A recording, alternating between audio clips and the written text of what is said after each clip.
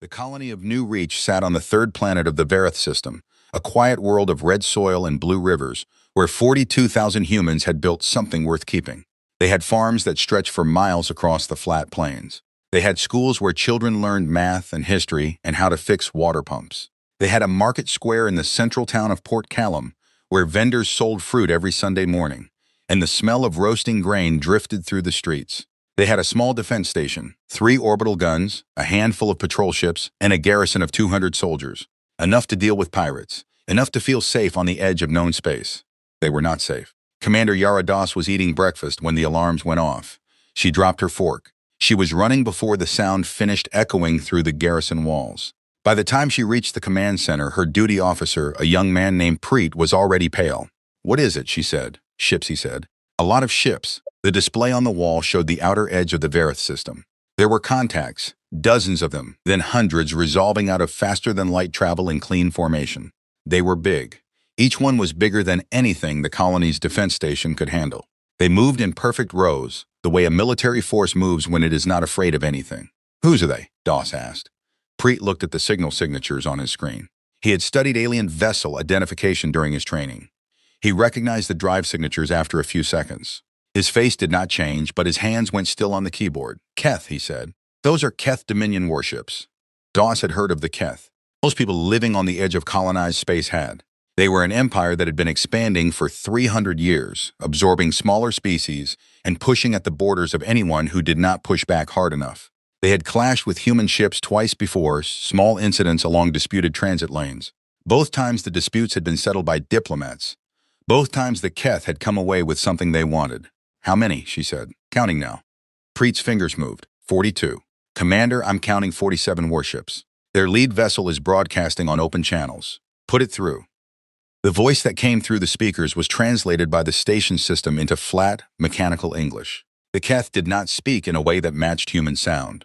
What came through was close enough. "Colony of New Reach. You are on territory claimed under the expansion mandate of the Keth Dominion.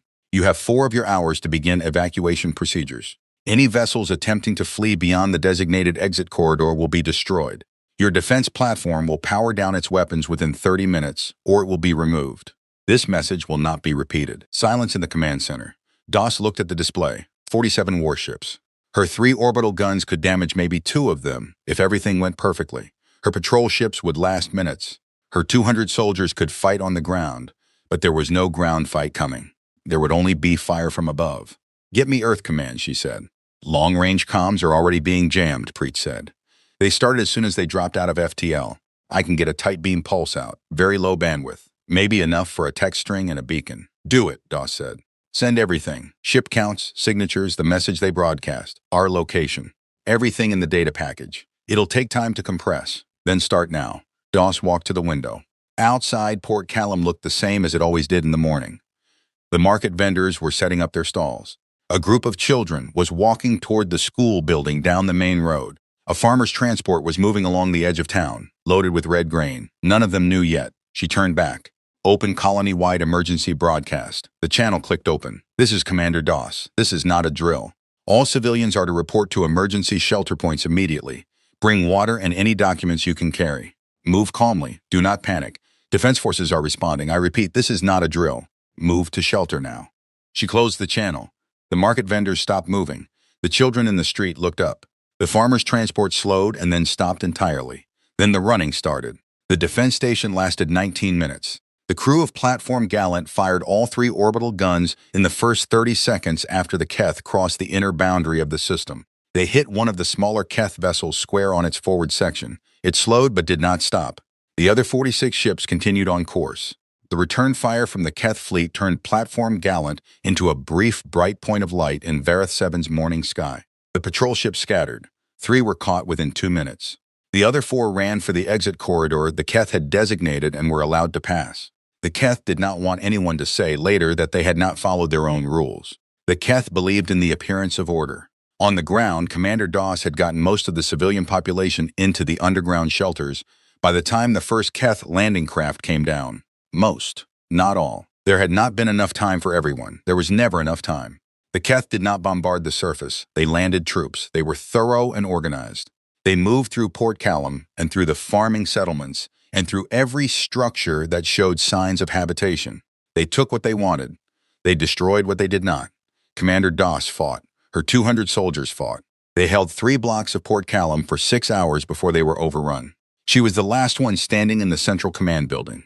She was wounded in her left shoulder and her left leg. She had used all her ammunition. She had a broken piece of a door frame in her hand. A Keth soldier came through the door. It was tall, wider than a human, with 4 arms and a ribbed exoskeleton the color of old bone. It looked at her. She swung the door frame.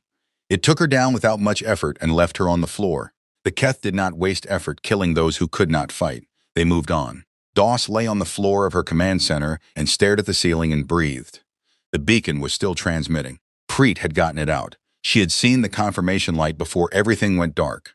The tight beam message and the locator beacon were moving through space at the speed of light, past the Keth jamming field, heading toward the nearest relay station. She had done what she could. The message reached the relay station at the edge of the Vareth sector 11 hours later. The relay station's automated systems processed it, recognized the emergency flag, and pushed it up the chain without waiting for human review. That was what the emergency protocol was designed to do. Speed first, verification later. 3 hours after that, the packet arrived at Sector Command on Brennan's World, a mid-sized human administrative hub with a population of 8 million and a naval base in its outer orbit. Admiral Cho Rin was in a meeting about supply logistics when her aide walked in and placed a printed sheet on the table in front of her without saying a word. Printed sheets were for things that could not wait for a screen. She picked it up and read it. The meeting stopped. The data was clear: a colony world, 47 Keth military vessels, a formal territorial claim, a destroyed defense station, 42,000 civilians. Cho Rin did not say anything for a long moment. She read the message twice. Then she folded the sheet and put it in her uniform pocket. "Clear the room," she said. "Leave Colonel Marsh and Captain Valdez." Everyone else left. The door closed. Cho Rin stood up and walked to the display wall. She brought up the maps. The Vareth system appeared in the corner of a larger grid that showed human-controlled space. 312 colony worlds, 17 home systems, 11 military sectors, and the long corridors of trade routes connecting them all. "The Keth hit a colony," Colonel Marsh said. He was a careful man who said what he saw and waited for other people to add meaning. "A colony with 42,000 people on it," Valdez said. She was younger than Marsh and not careful at all. Her voice had something hard in it already. "Yes," Cho Rin said. "This is the 3rd border incident in 8 years, Marsh said. "The first 2 were resolved diplomatically. The first 2 did not involve landing troops on a human colony world," Cho Rin said. The room was very quiet. She pulled the sheet from her pocket and placed it on the table. "The beacon data includes Keth vessel identification. Drive signatures match known Keth Dominion military vessels, not privateers, not rogue actors, fleet vessels." "This was an authorized action," Marsh nodded slowly. "I am forwarding this to Earth Command with my assessment and my recommendation," Cho Rin said.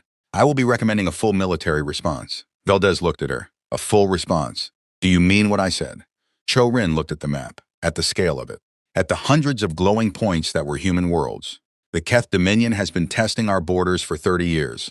They tested twice," we answered with diplomats, "and they read that as permission to push harder.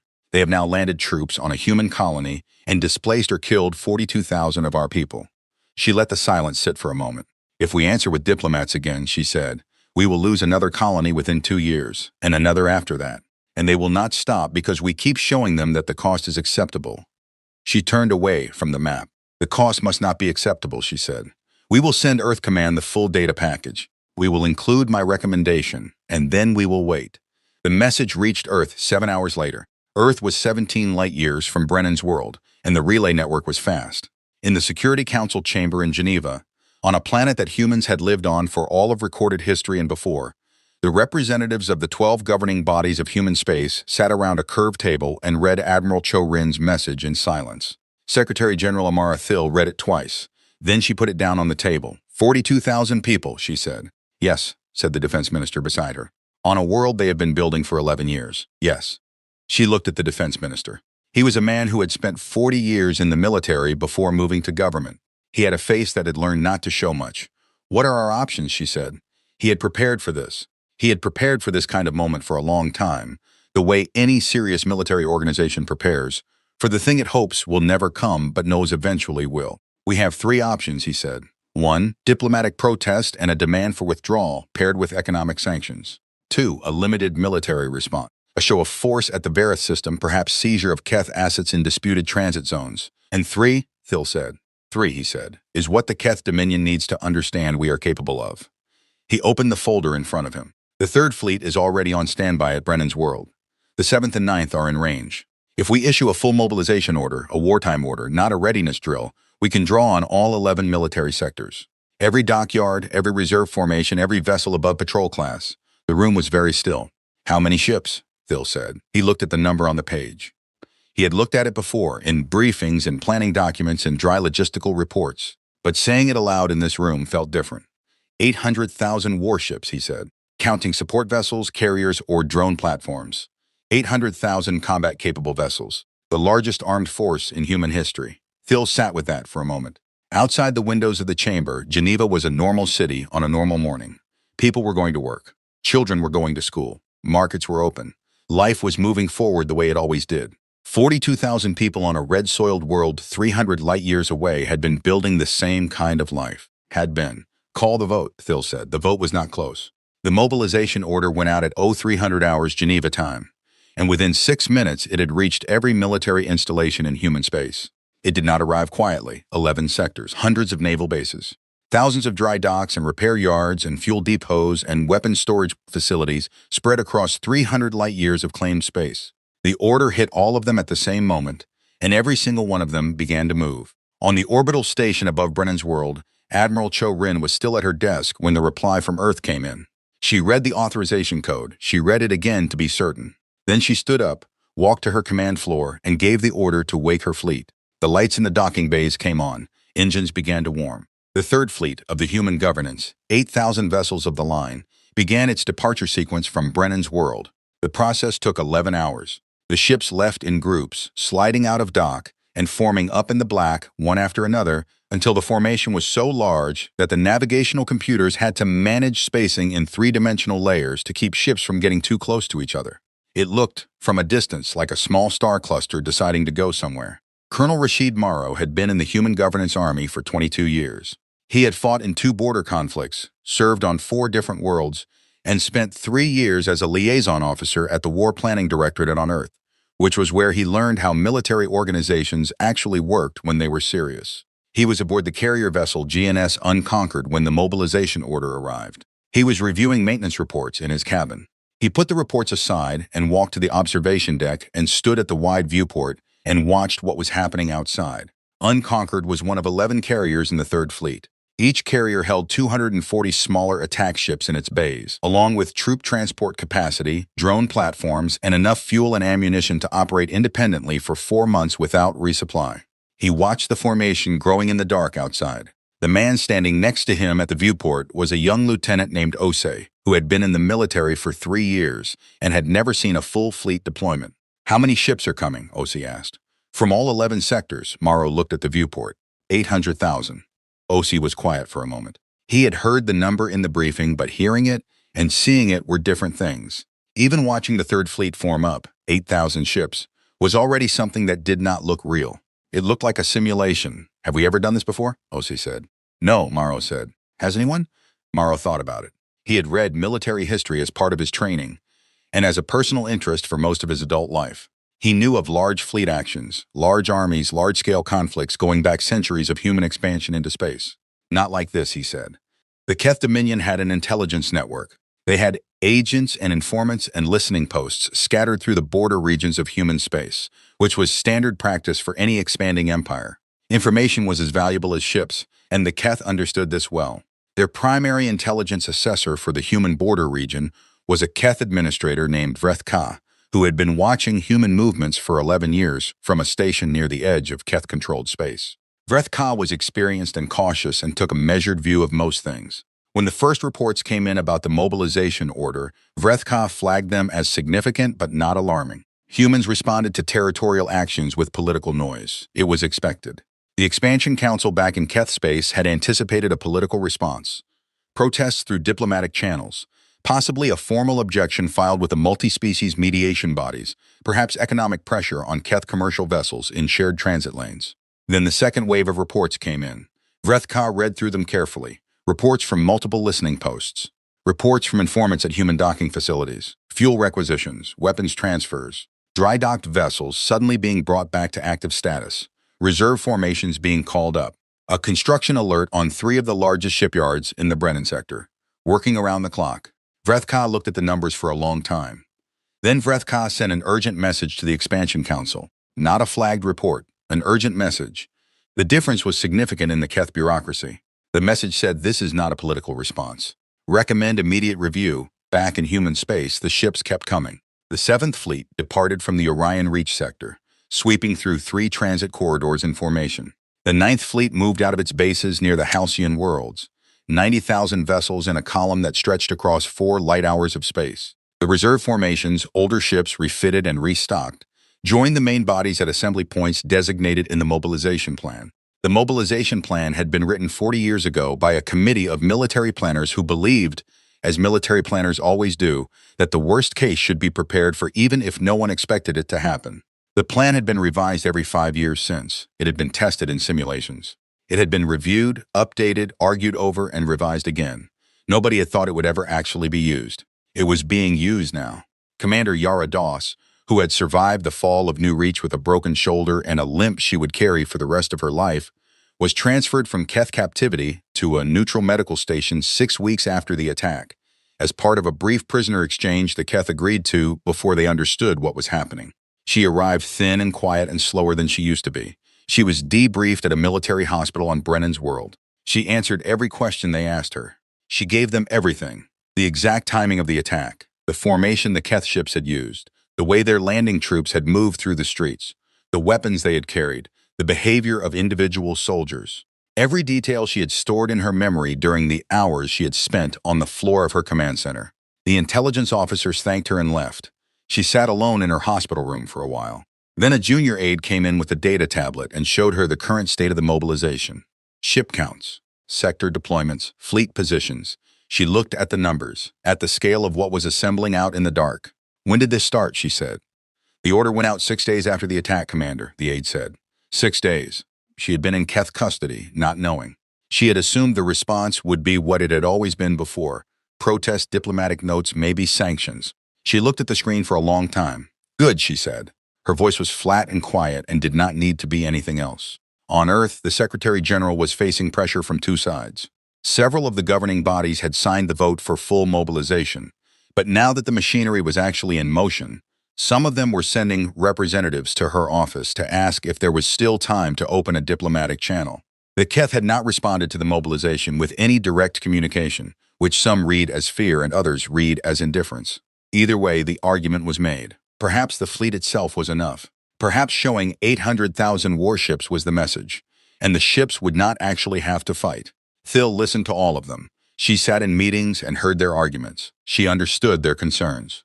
War was not a small thing. 800,000 warships crossing human space toward Keth territory was not a small thing. People would die, not just soldiers. War always spread further than its intended edges. She understood all of it. And she called in her defense minister and asked him one question. If we stop now, if we pull back, open talks, accept a settlement that lets the Keth keep what they took at Verath, what happens in 5 years? He did not hesitate.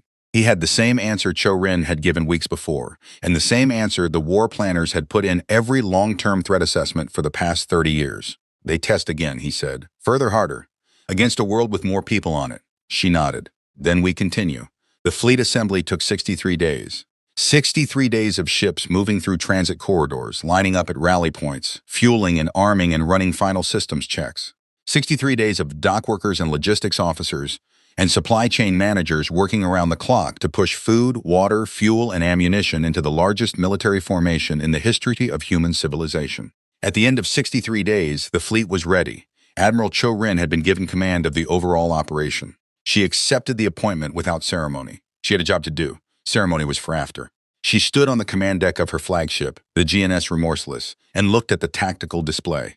The display showed the assembled fleet in simplified form, thousands of dots arranged in the rough shape of an advancing column, broken into sub-fleets and task groups and specialized formations.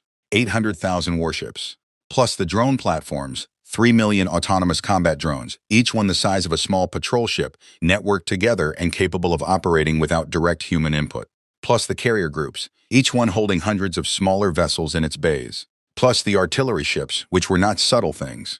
They were massive and slow and carried weapons that could crack the crust of a planet from orbit if that was what was needed, though Cho-Rin intended it to never come to that. She looked at the display for a while.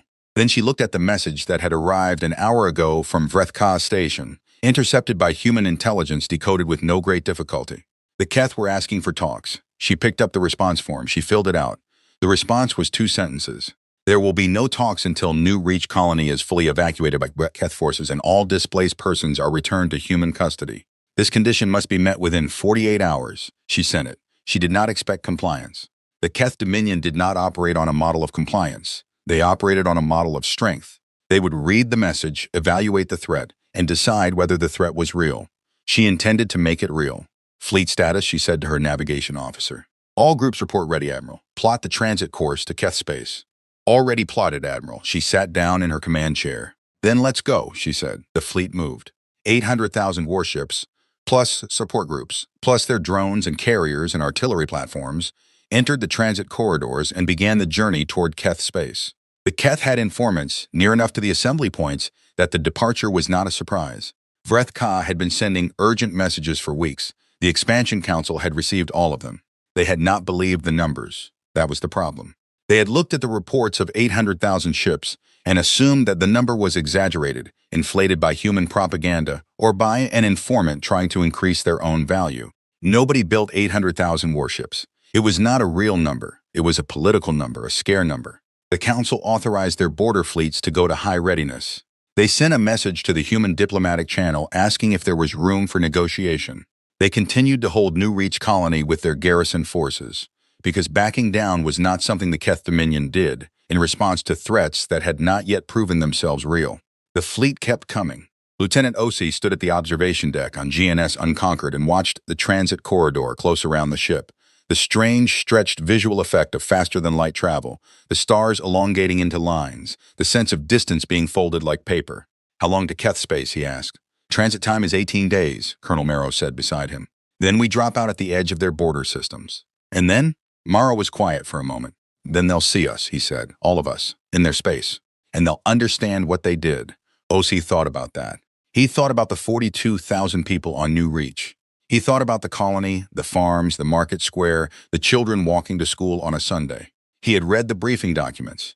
He had seen the sensor records from the surviving patrol ships that had made it out through the designated corridor. Do you think they knew, he said. When they hit that colony, do you think they knew what was going to come? Morrow thought about it honestly. No, he said. I don't think they had any idea. The transit corridor stretched around them. The stars were lines of light in the dark. Somewhere behind them, hundreds of thousands of other ships were making the same jump, filling the dark, moving forward. The Keth Dominion had taken a colony. Now something was coming for them that had no name in their language because they had never had to name it before. They had never caused it before. In 300 years of expansion and dominance and careful, organized conquest, they had never done the one thing that it turned out you should never do. They had killed human civilians. They had burned human homes. They had not known what that would wake. They were about to find out. The Keth border system of Vrethsalon was a quiet place.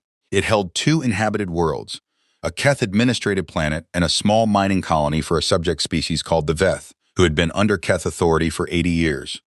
There was a military station in the outer orbit of the system's largest gas giant, and a patrol fleet of 200 vessels that swept the border lanes every 40 standard hours. The patrol captain on duty when the human fleet arrived was a veteran officer named Keth Orath, who had spent 20 years in border service and had seen most of what the border had to offer. He had dealt with human ships before, small ones usually, traders and scouts and the occasional military patrol that wandered too close. Humans were manageable. They were loud in diplomatic channels and quiet in person. Keth Orath was running his standard patrol sweep when his sensors lit up. 1 contact, then 10, then 100. Then the numbers stopped making sense. His sensor officer read out the count and then stopped and read it again and then turned and looked at Keth Orath with an expression that Keth Orath had not seen on a trained officer's face before. How many? Keth Orath said. The count is still climbing, the sensor officer said. I don't. It's still climbing, Captain. The contacts were dropping out of transit all across the approach vector. Not in a line, in a wall. A 3-dimensional wall of ships spreading across the boundary of the system in every direction, filling the sensor display from edge to edge. The patrol station's automated systems were trying to assign tracking identifiers to each contact and failing to keep up with the rate of arrival. "Get me the border command," Kethorth said. "Sir, the border command is already calling us." He took the channel. The border command's duty officer sounded exactly the way Kethorth felt, like someone who had just looked out a window expecting to see a street and had instead seen the ocean. "What is your contact count?" the border commander said. "Still climbing," Kethorth said. "We're past 100,000. The system is still tracking." A long silence. "Hold your position," the border commander said. "Do not engage. I am contacting the Expansion Council." The message reached the Expansion Council 19 minutes later. It was flagged at the highest emergency level the Keth communication system had, a level that had not been used since the internal civil conflict of 80 years before. The council was in session, a routine meeting about supply chains for the outer expansion territories. The session stopped. Council head Vreth Ammon read the message. He was a political creature, not a military one, which meant he was good at managing information and bad at absorbing things that fell outside his understanding of how the world worked. He read the message twice. He looked at the attached sensor data from the border station. 800,000 ships. He looked at his military advisor, High Commander Sorrel Keth, who was the most experienced military mind in the Dominion and who had served for 50 years. Sorrel Keth was already looking at her own data feed. Her face was the careful, controlled face of a soldier who had trained away most visible reactions. But her hands on the table in front of her were very still, and the stillness was its own reaction. "Is this real?" Vreth Ammon said. "Yes," Sorrel Keth said. "Our border intelligence said the mobilization numbers were likely exaggerated. Our border intelligence was wrong." He looked at the display again. The contacts were still arriving at the border system, still dropping out of transit. The sensor data showed them spreading outward from the initial entry point like a tide filling a bay. "Can we fight them?" he said. Sorrel Keth was quiet for a moment. She was doing math in her head, real math, not the optimistic math of political documents. The Keth Dominion's total military fleet was approximately 80,000 warships. It was a number that had made them the dominant power in their region of space for 3 generations. It was a number that, up until this moment, had been comfortably larger than any force they might need to deal with. The humans had 10 times that number at the border right now. "No," she said. The word landed on the table like something solid. The human fleet had been at the border for 4 hours when the Keth opened a communication channel. Admiral Cho-Rin was on the command deck of Remorseless. The channel opened, and the translated voice of a Keth official came through. "This is High Commander Sorrel Keth of the Keth Dominion Defense Forces. I am requesting to speak with the commanding officer of the human fleet." "You are speaking to her," Cho-Rin said. "I am Admiral Cho-Rin." A brief pause. "Admiral, we wish to discuss a resolution to the current situation at Vareth 7. The Expansion Council is prepared to withdraw military forces from the colony in exchange for a ceasefire and the opening of formal negotiation." Cho-Rin looked at her communications officer, who was recording everything. "I sent a condition before the fleet departed," she said. "Full withdrawal from New Reach and return of all displaced persons. That condition has not been met. The Keth garrison is still on the planet. Our people are still in your custody. We are prepared to begin that process as part of an agreement," Sorrel Keth said. "We ask that the fleet withdraw to a neutral distance while the process is underway." "No," Cho-Rin said. Silence on the channel. "Admiral, you will withdraw your forces from New Reach Colony without conditions," Cho-Rin said. "You will release all human prisoners in your custody without conditions. You will do both of these things within the next 24 hours. These are not negotiating points. They are requirements. If they are met, the fleet will hold its position and we will then discuss what happens next. If they are not met, the fleet will advance." Another silence. "If the fleet advances into Keth space, this becomes a war," Sorrel Keth said. "Yes," Cho-Rin said. "You would start a war over one colony?" Cho-Rin thought about 42,000 people. She thought about Commander Yarados on the floor of her command center. She thought about children walking to school on a Sunday morning on a red-soiled world. "You started this," she said.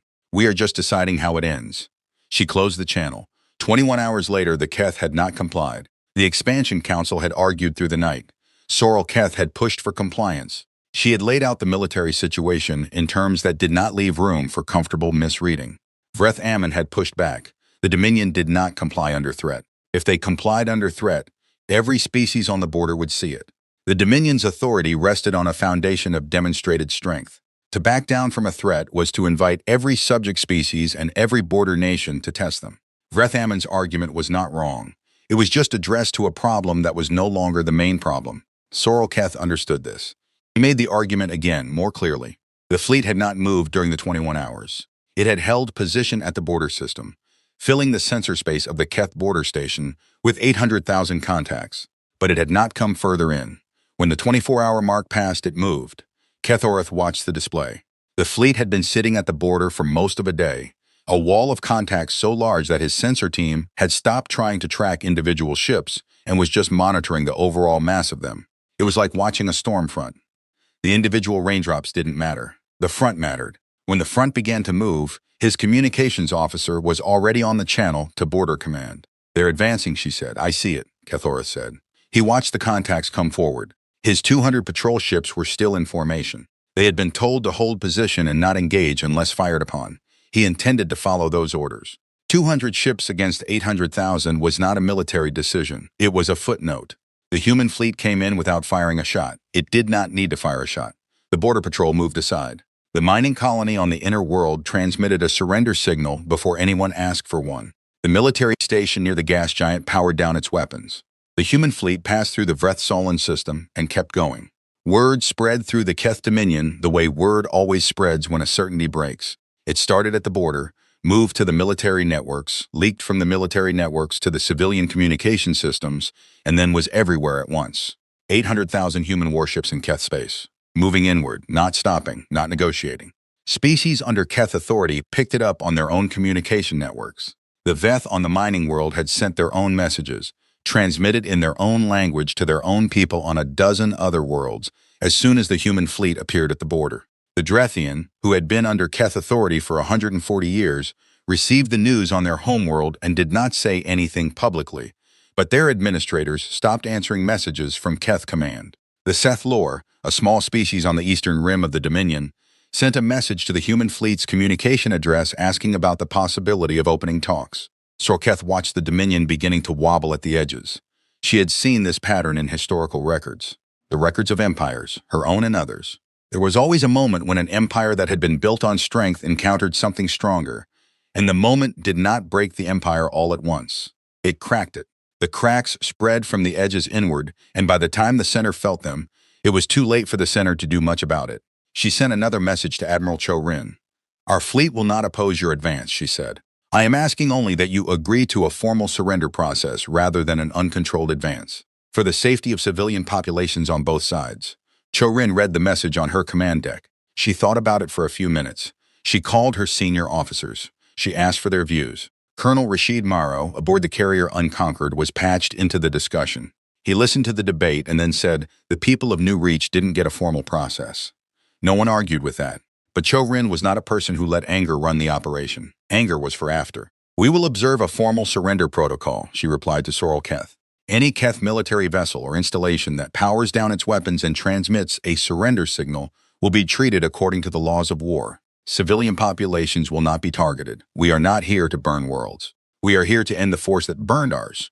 She paused, then added one more line. "Release New Reach colony. All prisoners now. Not in 24 hours, now. Do this and we will talk about what comes after. Don't do it and we will talk about nothing." The reply from Sorrel Keth came back in 30 minutes. "The withdrawal order has been issued to the New Reach garrison. Prisoner release orders are being transmitted. I am personally guaranteeing compliance. I ask that you acknowledge receipt so that I can show this acknowledgement to the council." Cho-Rin acknowledged it. Then she looked at the tactical display and the fleet and the deep space ahead of her. And she said nothing for a while. Lieutenant Osi was on the command deck. He had been assigned there as part of an observer rotation. He had been watching. He had seen everything. "Is it over?" he asked Colonel Morrow quietly, so that the Admiral would not hear. Morrow looked at the display. The fleet was still moving. The Keth border was behind them. The interior of Keth space was ahead. "The colony is being released," he said. "That part is over. But the fleet is still going forward," Osei said. "Yes," Morrow said. "Then what are we going toward?" Morrow thought about the 30 years of test and push and diplomatic settlement. He thought about the pattern of it. He thought about what Cho-Rin had said in the briefing, not to the public, not to the Keth, but to her senior officers before the fleet left human space. She had said, "A lesson is only learned when the cost of forgetting it is too high. We're going to make sure they don't forget," Morrow said. The fleet kept moving. Deep in Keth space, the lights of the Dominion burned in the dark, worlds of millions, administrative centers, military installations, a civilization 300 years in the making. All of it was watching something come toward it that it had never seen before. and in the red soil and blue rivers of New Reach Colony, the first transports were landing. Human ships, in a system the Keth were now very quickly leaving, and the people who were coming out of the underground shelters were walking into the light, and the market square was still there, damaged but standing, and the school building had lost part of its roof, but the walls were intact. The red soil had not changed. The blue rivers had not changed. The people walking into the light looked at the sky, where the Keth ships were now departing, and they looked at the human ships landing, and they breathed the air of their world, and they did not need to say anything. They already knew what was coming behind them. 800,000 ships. It was enough. The first battle of the campaign was not a battle. The Keth military base at Orth 7 had a garrison of 1,200 vessels, and a ground force large enough to hold a planet against standard assault.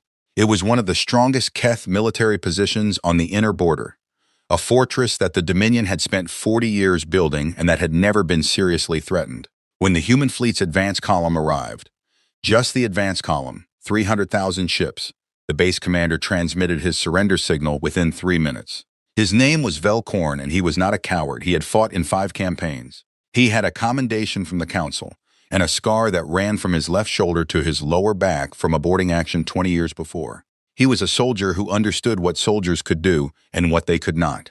300,000 ships was not a thing you fought. He transmitted the signal, powered down his weapons as required by the protocol, and then sat in his command chair and waited. He told his crew to stand down. He told his ground troops to put their weapons on the ground. He told the civilian workers on the base to go to the designated safe areas and wait for instructions from the human forces. Then he waited. The human ships came in slowly and organized. Boarding teams arrived at the base in sealed transports. They moved through the corridors quickly, professionally. They secured the weapon stores. They took data from the base systems. They treated the Keth soldiers with the cold, careful handling of a force that has a job to do and does not hate you enough to hurt you when there is no reason to. Velkorn was taken to a processing area along with the rest of the garrison officers. He sat in a line of Keth soldiers waiting to be processed and registered as prisoners of war. The human soldier who processed him was a young woman with short hair and a tired expression. She checked his identification, registered his name, recorded his rank, and assigned him a prisoner number. She did all of this without particular emotion. "Your crew," she said. 1,200. All surrendered, he said.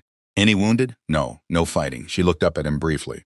She had heard the same answer at 4 other surrendered bases in the past 2 days. "You'll be transported to a holding facility in accordance with the laws of war," she said. "You'll be fed, your medical needs will be seen to, and you'll be held until the situation is resolved. Do you understand?" "Yes," he said. She marked his file and moved to the next person. Velkorn sat with his hands on his knees and looked at the floor and thought about the Expansion Council, which had taken a colony with 47 ships and had started something that 4,700 ships could not have stopped, let alone 47,000. He thought about what Vreth Amun had said, about the need to demonstrate strength, about the danger of backing down from threats. He thought about how that had worked out. Not all of the Keth Dominion's military commanders chose to surrender. Fleet Admiral Drathson had been fighting for the Dominion for 40 years. He had conquered 3 worlds and broken 2 resistance movements. He had received the Dominion's highest military honor twice. He was 63 years old, and he had decided, somewhere in the 2 weeks between the human fleet's arrival at the border and its push into the Dominion's interior, that he was not going to end his career handing his sword to a human officer. He assembled his available forces at the Keth system of Vorthannar, the 5th planet of the system, where the Dominion's main military shipyard was located. He had 8,000 vessels. He positioned them in a defensive formation around the shipyard. He sent a message to Admiral Cho-Rin saying that he would not surrender, and that any human vessel that entered the Vorthannar system would be fired upon. Cho-Rin read the message. She did not want to fight.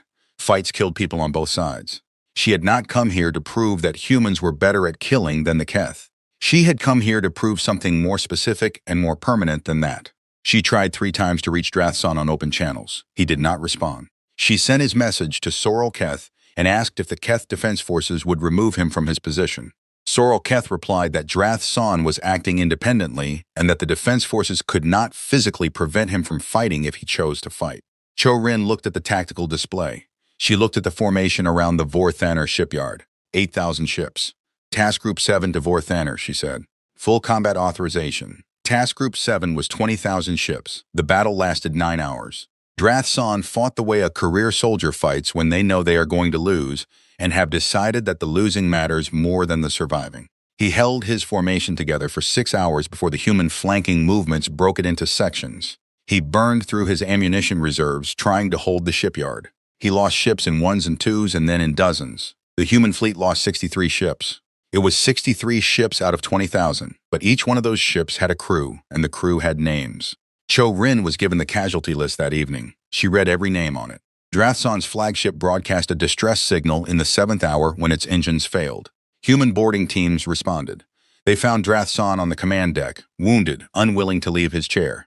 He was extracted by force and treated for his wounds. He was processed like all the others, name, rank, prisoner number. The soldier who processed him did not know or care who he was. He was just another entry in the log. The Vorthanner shipyard was seized intact. It was among the largest shipyards in Keth space, built to produce warships at scale. The human forces secured it and placed it in holding until the situation was resolved. Colonel Marrow walked through the facility with an engineering team 2 days later. He was not a shipbuilding expert, but he understood military infrastructure. The shipyard was impressive. It was clearly built by people who took the business of making weapons seriously. "What happens to it?" Lieutenant Osi asked, walking beside him. "Depends on the settlement," Morrow said. "Probably mothballed, maybe converted." Osi looked at the empty docks. "We really took the whole thing." "Yes, and we're still going." Yes, they were still going. The fleet had split into task groups by the 3rd week of the advance. Individual groups moved through the Dominion systems the way water moves through cracks, finding the open paths, flowing around the hard points, securing the key infrastructure. The Keth Dominion had never had to think about defending all of its own interior simultaneously. It had built its military for expansion, for pushing outward. Its defensive doctrine assumed that any threat would come from the border, could be identified, and could be met at a point. There was no point to meet this at. There was everywhere. Communications between Keth systems became unreliable as human forces took control of relay stations and communication hubs. Not to destroy them, Chorin's standing order was to damage nothing that did not need to be damaged, but to route communications through human monitoring systems. She wanted to know what was being said. She wanted the Keth to know that she wanted to know. That knowledge was its own pressure. The species under Keth authority began to act. The Veth, who had been on the mining colony at the border, had been sending messages to Human Fleet Command since day one. They were a small species, 40 million total population across 6 worlds, and they had been subject to Keth rule since before any living Veth person had been born. They were careful in their messages, because they had learned over generations that hope was a thing that could be taken away if you expressed it too openly. But they made contact. They provided information about Keth troop dispositions on their worlds. They asked about the possibility of support. The Drethian took a more direct approach.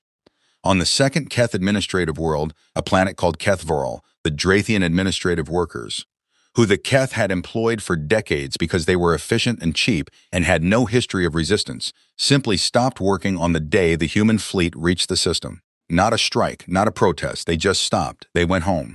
Every Drethian in every Keth-controlled facility on the planet went home and stayed there. The Keth administration on the planet tried to find replacement workers. There were none. The Keth had not planned for this, because the Drethian had never done this before. In 80 years of administration, there had been no mass work stoppage. The human fleet arrived at the system 2 days later and found the Keth administration paralyzed and the planet's infrastructure running on skeleton operations. High Commander Sorrel Keth, watching from her command post, added another line to the list of things that had gone wrong. In the 4th week, Vrethaman called a full council session. The agenda was simple. The human fleet was now past the outer and middle ring of Keth systems. It had encountered serious resistance at only 2 points. Vorthanner, where Drathsan had chosen to fight, and a second engagement at the border of the Keth home system cluster, where a group of commanders who did not report to Sorrel Keth had attempted to organize a combined defense. The combined defense had lasted 14 hours. Vrethaman looked around the table at the council members. Some of them had been with him since the beginning. Some of them had voted for the New Reach operation enthusiastically. They had believed sincerely that a quick territorial acquisition would strengthen the Dominion's position and give it leverage in ongoing border disputes with 3 smaller human sector entities. They had believed the humans would respond the way every other species had responded. Protests, diplomacy, eventual acceptance. It had seemed so certain. "The military situation is unrecoverable," Sorrel Keth said. She was not being dramatic. She was a soldier describing a field.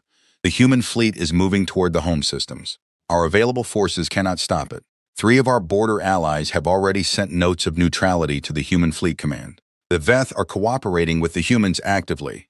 The Drethian have stopped functioning as a controlled population. The supply chains for the outer expansion territories are breaking down because the humans now control the transit corridors.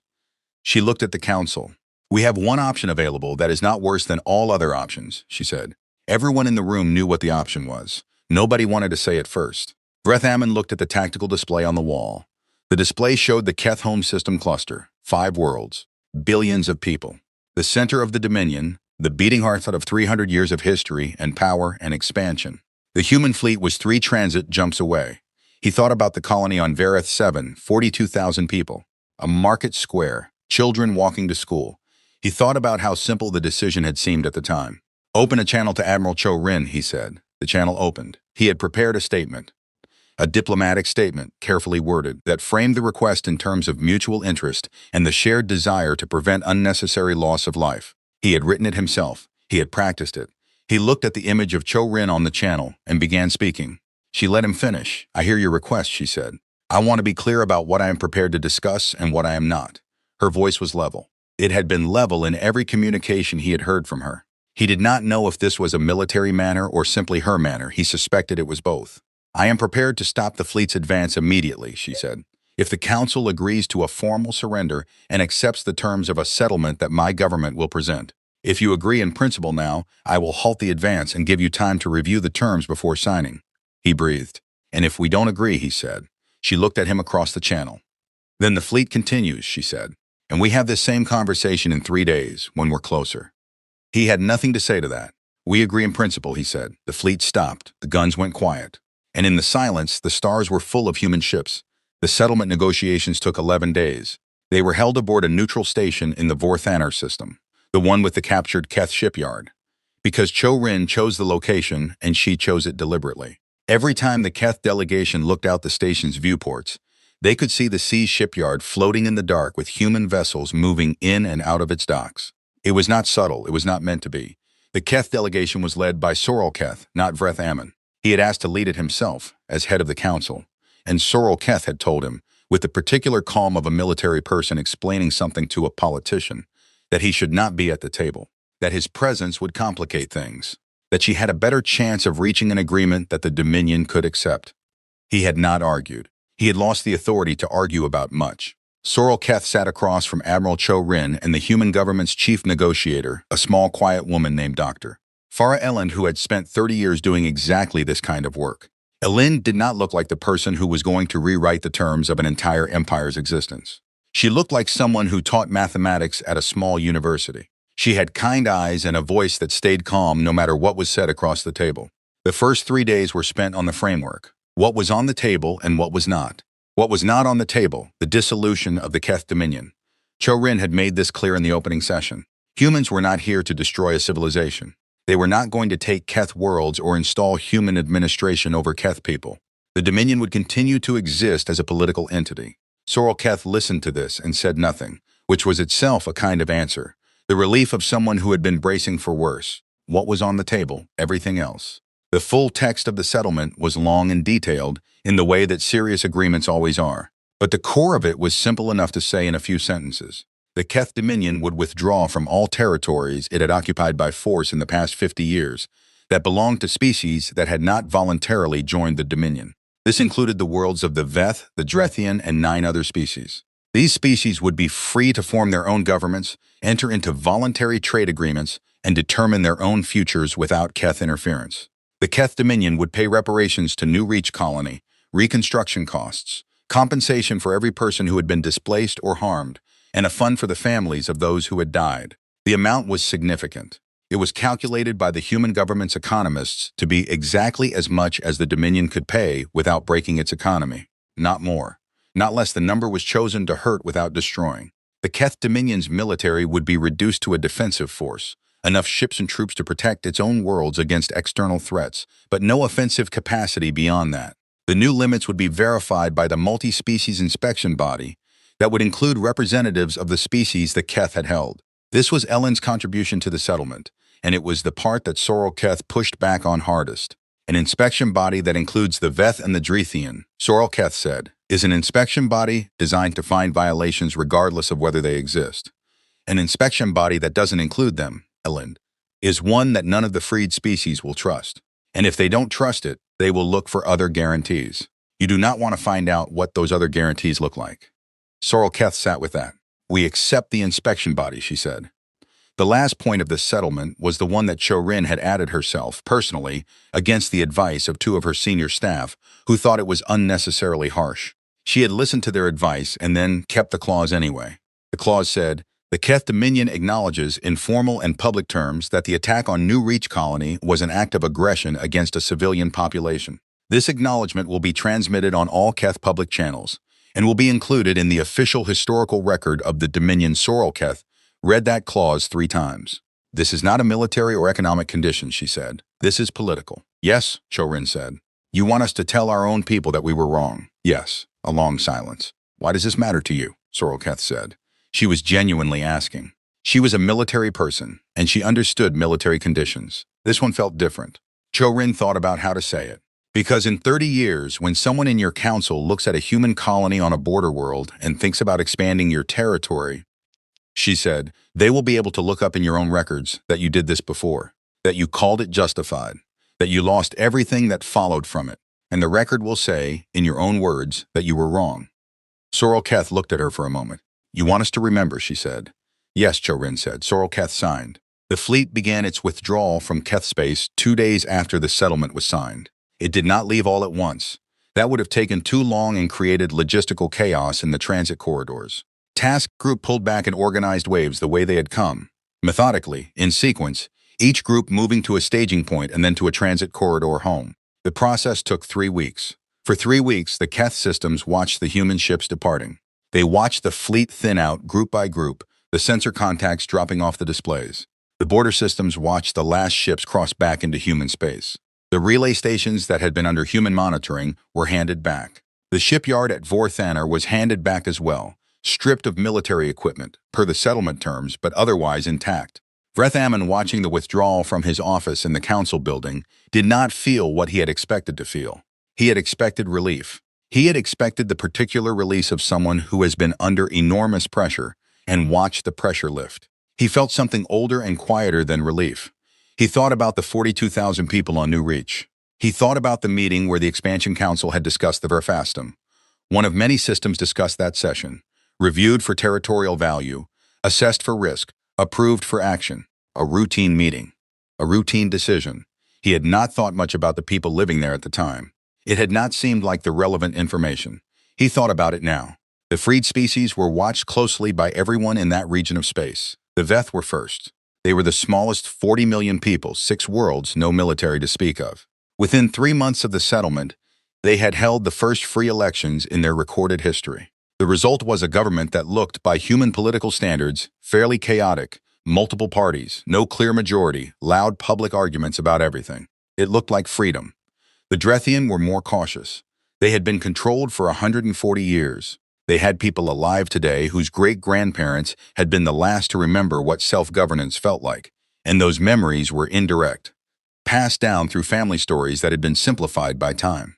They formed a provisional government and moved carefully and asked the human governance for advice on several points without asking for control, which was the right balance.